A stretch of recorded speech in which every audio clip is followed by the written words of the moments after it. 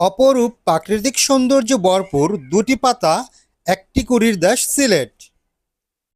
বাংলাদেশের উত্তর-পূর্বে অবস্থিত এই প্রাচীন জনপদ বনজ, খনিজ ও মৎস্য সম্পদে ভরপুর এবং প্রাকৃতিক সৌন্দর্য মণ্ডিত। প্রাকৃতিক সৌন্দর্য ছাড়াও সিলেটের রয়েছে প্রসিদ্ধ এক ইতিহাস।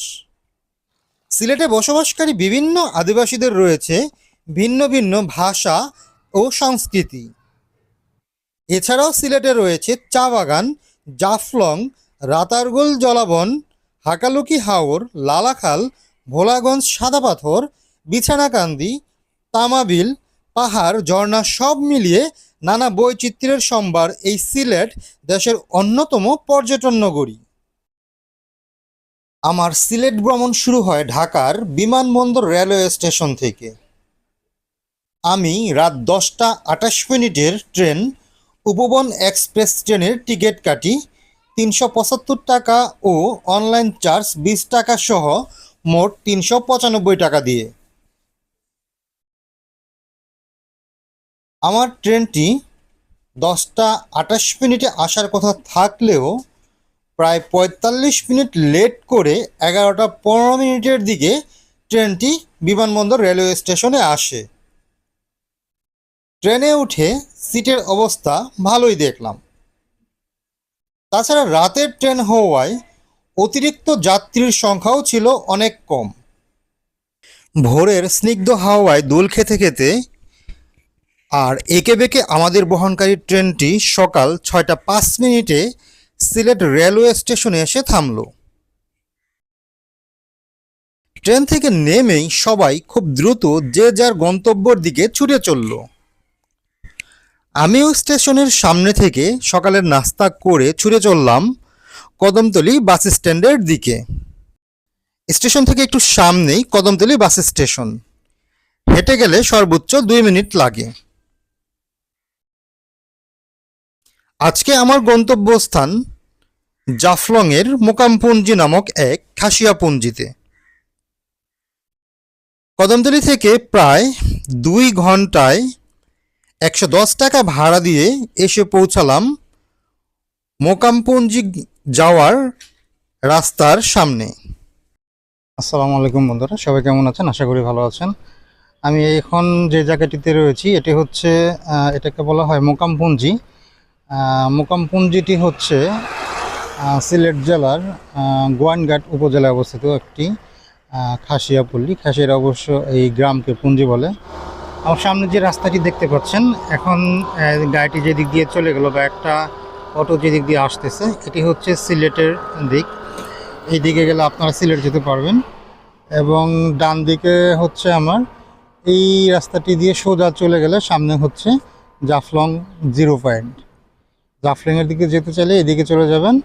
আর হচ্ছে যে একটা ট্রাক আসতেছে সামনে থেকে, এই দিকটা হচ্ছে সিলেট থেকে আসতেছে এই গাড়িগুলো।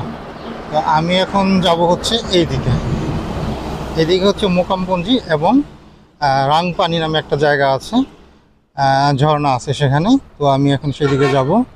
তো যাওয়ার সময় প্রথমেই আপনাদের একটা বট গাছ দেখাচ্ছি। বট গাছের পাশেই হচ্ছে চা বাগান। মেন রোড থেকে একটু নিচে নামলেই এই সুন্দর চা বাগানটি দেখা যাবে এবং চা বাগানের পরেই হচ্ছে সেই উঁচু মেঘালয়ের পাহাড় এবং সামনে ছোট্ট একটি ঝর্ণাও দেখা যাচ্ছে, যদিও ক্যামেরাতে স্পষ্ট দেখা যাচ্ছে না। তো আমরা সামনের দিকে যেতে থাকবো, দেখি কতটুকু কাছে যেতে পারি এবং কতটুকু আপনাদেরকে দেখাতে পারি। আর এটি হচ্ছে মোকামপুঞ্জি এবং রাংপানি যাওয়ার রাস্তা। রাস্তাটি মোটামুটি সরু, তবে পিচের রাস্তা এবং এই রাস্তার এক পাশে হচ্ছে চা বাগান। এই যে আমার ডান দিকে বিশাল চা বাগান দেখা যাচ্ছে বিস্তৃত এলাকা জুড়ে। এবং বাম দিকে যদি দেখি, বাম দিকে হচ্ছে সুপারি বাগান। এদিকে আরো অন্যান্য গাছপালা দেখা যাচ্ছে। কিন্তু এই হচ্ছে মূলত রাস্তাটি। এই রাস্তা দিয়ে হচ্ছে মোকামপুঞ্জি যাচ্ছি এবং সুন্দর চা বাগান দেখা যাচ্ছে এবং চা বাগানের উপর দিয়ে মেঘালয়ের পাহাড় দেখা যাচ্ছে। 2-1 মিনিট হাঁটার পরেই চলে আসছি এই যে মোকামপুঞ্জি সরকারি প্রাথমিক বিদ্যালয়ের সামনে।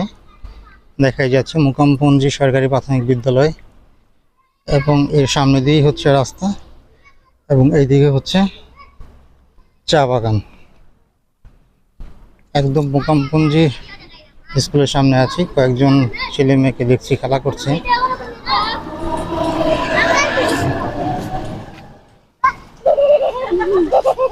তোমার নাম কি?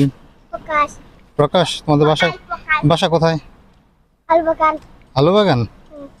ও, কি দিয়ে আসছো এখানে? স্কুল আমরা। স্কুল শুরু হয় নাই? না, ম্যাডাম আইনি। এখনো ম্যাডাম আসে নাই? না। প্রাইমারি স্কুলের সামনে আসার পর দুইটি রাস্তা দেখা যাবে। একটা হচ্ছে বাম দিক দিয়ে সুন্দর গেট করা, আর একটা হচ্ছে ডান দিক দিয়ে। ডান দিকের যে রাস্তাটি আছে এই রাস্তাটি দিয়েই হচ্ছে রাংপানি যেতে হয়। যারা রাংপানি করতে আসবেন তারা ডান দিকের রাস্তা দিয়ে যাবেন। আর বাম দিকে যে রাস্তাটি আছে এই রাস্তাটি দিয়ে হচ্ছে মোকামপুঞ্জি ভিতরে যাওয়ার রাস্তা। এখানে লেখা আছে মোকামপুঞ্জি খাসিয়া আদিবাসী, আমাদের পেশা সুপারি আর পান, জৈন্তাপুর সিলেট। এছাড়াও এখানে একটা লাল কালি দিয়ে লেখা দেখা যাচ্ছে, অস্পষ্ট। লেখাটি হচ্ছে সকলের অবগতির জন্য জানানো যাইতেছে যে বহিরাগত লোক রাত 8টার পর পুঞ্জির ভেতরে প্রবেশ করা অথবা থাকা নিষেধ। এই হচ্ছে মোকামপুঞ্জির গেট। গেট দিয়ে একটু ভিতরে ঢুকবো।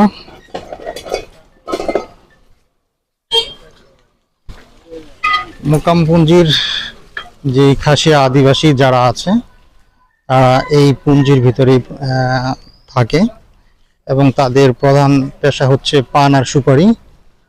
রাস্তার দুই পাশে দেখতে পাচ্ছেন পান আর সুপারি গাছ, প্রচুর পরিমাণে পান আর সুপারি গাছ রয়েছে, এবং রাস্তাটি খুবই সুন্দর দেখা যাচ্ছে। এই যে একটা বাড়ির গেট দেখা যাচ্ছে, খুবই সুন্দর। ভিতরে আসার পর সুন্দর এই রাস্তাটি দেখতে পাবেন। এই রাস্তা দুই পাশেও প্রচুর গাছ। এখানে একটা সুন্দর একটা দিক হচ্ছে, দেখেন প্রত্যেকটা বাড়ির চারপাশে হচ্ছে বিভিন্ন জাতের ফুল গাছ বা বিভিন্ন গাছ দিয়ে বেড়া দেওয়া আছে। এটা একদিকে হচ্ছে তাদের একটা নিরাপত্তার ব্যবস্থা, এবং পাশাপাশি হচ্ছে একটা সৌন্দর্য বর্ধন করে। এটা এই জায়গাগুলো আসলে দেখতে সুন্দর লাগে, এই জন্যই দেখেন এইদিকে কি সুন্দর গাছ দিয়ে বেড়া দেওয়া আছে। এই হচ্ছে রাস্তা, রাস্তাটি দিয়ে এগিয়ে যাচ্ছি। মাঝে মাঝে দুই একটি ঘর বাড়িও দেখা যাচ্ছে, খুবই সুন্দর। এদের প্রত্যেকটা ঘরই সুন্দর দেখতে, খুবই সুন্দর, সুন্দর ডিজাইন করা, নকশা করা। সামনে একটা দোতলা বাড়িও দেখা যাচ্ছে। হাঁটতে হাঁটতে বেশ সামনে চলে আসছি। এখানে এসে আবার কয়েকটি ঘর দেখতে পাচ্ছি।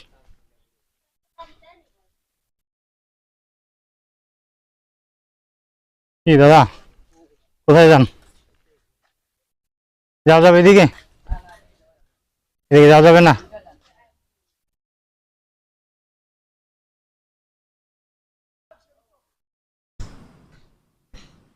পাকা রাস্তা পার হয়ে সামনে চলে আসছি। এদিকে রাস্তা পাকা না, রাস্তা আর খুব বেশি নাই, খুব বেশি যাওয়া যাবে না।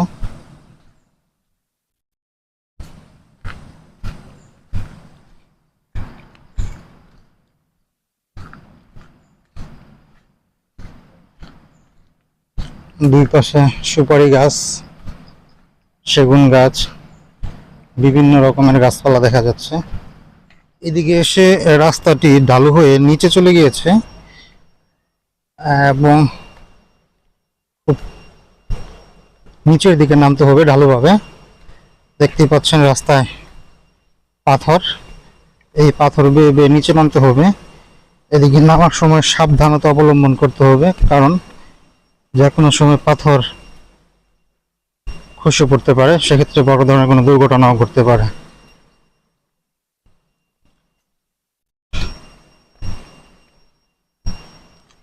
এই যে চলে আসছি এখানে নিচে।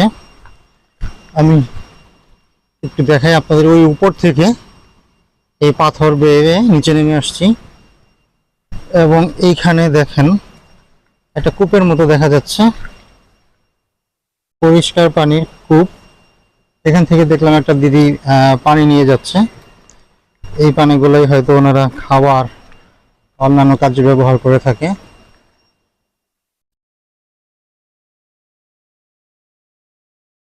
এদিকে আবার উপরে যাওয়ার একটা রাস্তাও আছে, ছোট্ট একটা গেট দেওয়া আছে।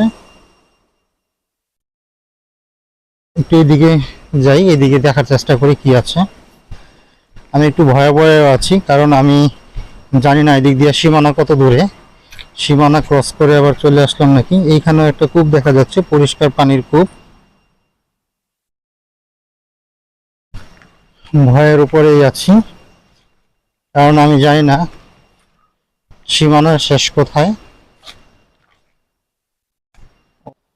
এই যে কূপের কাছে একটা দিদিকে দেখতে পাচ্ছি। দিদি বলে সমস্যা নেই তো? আচ্ছা, দিদিকে দেখতে পাচ্ছি। দিদি এই যে কূপ থেকে পানি নেওয়ার জন্য আসছে। এটাকে কি বলেন আপনারা? ইন্দারা বলেন না? ইন্দারা। আর এই যে এটাকে আমরা কলস বলি, আপনারা কি বলেন? কলস বলেন। ইন্দারা থেকে দিদি পানি নিয়ে যাবে। যদি এই পানিগুলা কি করবেন আপনারা? আমরা এখন তো এখানে তো ময়লা টয়লা বসে, এখানে পানি পাওয়া যায় না, তো পানি আচ্ছা। খাওয়া যায় না বেশি।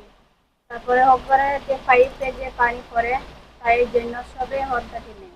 আচ্ছা, মানে আর বারে হবু শেষ হয়ে হারলে বারে ওগুনটা কি পরিষ্কার হয়ে বারে খাওয়া দাওয়া করে। আচ্ছা, এই পানিটা হচ্ছে আপনারা থালা বাসন ধোয়া বা হাঁড়ি পাতিল ধোয়া মোছার কাজে ব্যবহার করেন। আর খাবারের পানিটা ওই পাশে একটা পাইপ আছে, পাইপ থেকে সংগ্রহ করেন। ঠিক আছে, ধন্যবাদ। এখানে হচ্ছে সামনে গেটের মতো দেখা যাচ্ছে এবং ছোট্ট একটি ব্রিজের মতো দেখা যাচ্ছে। ব্রিজ না, মানে পাটাতন করা হয়েছে। এই নিচ দিয়ে পাহাড়ি জিরি পানি বয়ে যাচ্ছে। এই যে পানি, এদিক দিয়ে এই যে নালার মতো দিক দিয়ে চলে যাচ্ছে নিচে। আর এই পাশে দেখা যাচ্ছে বাঁশঝাড়। মোটামুটি ভালো গহীরে চলে আসছি বলা যায়। একটা গেট দেখা যাচ্ছে। এখানে আশেপাশে কাউকে দেখতে পাচ্ছি না যে কাউকে কিছু জিজ্ঞাসা করে যাব। এদিক দিয়ে একটা রাস্তার মতো দেখা যাচ্ছে, রাস্তাও ঠিক না। এদিক দিয়ে হয়তো পানি নামে ঢলে, তো দেখি এদিক দিয়ে ওঠা যায় কিনা।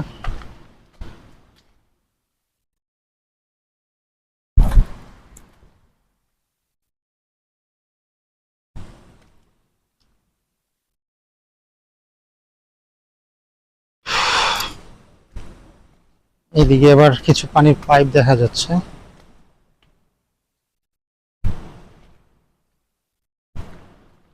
ও, সামনে আর একটা বাড়ি দেখা যাচ্ছে। প্রথমে দেখে মনে হয়েছিল যে এখানে আর কোনো বসতি নাই, এখন এখানে দেখা যাচ্ছে যে আর কয়েকটা বাড়ি, লোকজন এখানেও থাকে।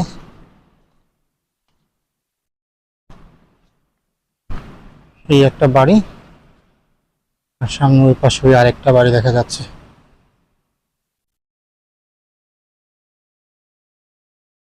তো আর সামনে যাব না, যেহেতু একটা বাড়ির মতো এখানে। এই যে দেখেন পান পড়ে আছে, পান পেকে পড়ে আছে গাছের নিচে। আর আপনাদেরকে একটা পান গাছ দেখাই। এই যে দেখেন পাম গাছ, একদম নিচে থেকে যদি শুরু করি, এই যে দেখতে পাচ্ছেন, এটা হচ্ছে পানের গাছের গোড়া। পান গাছটি যে উঠে গিয়েছে এইভাবে উঠে গিয়ে এই যে পান দেখা যাচ্ছে।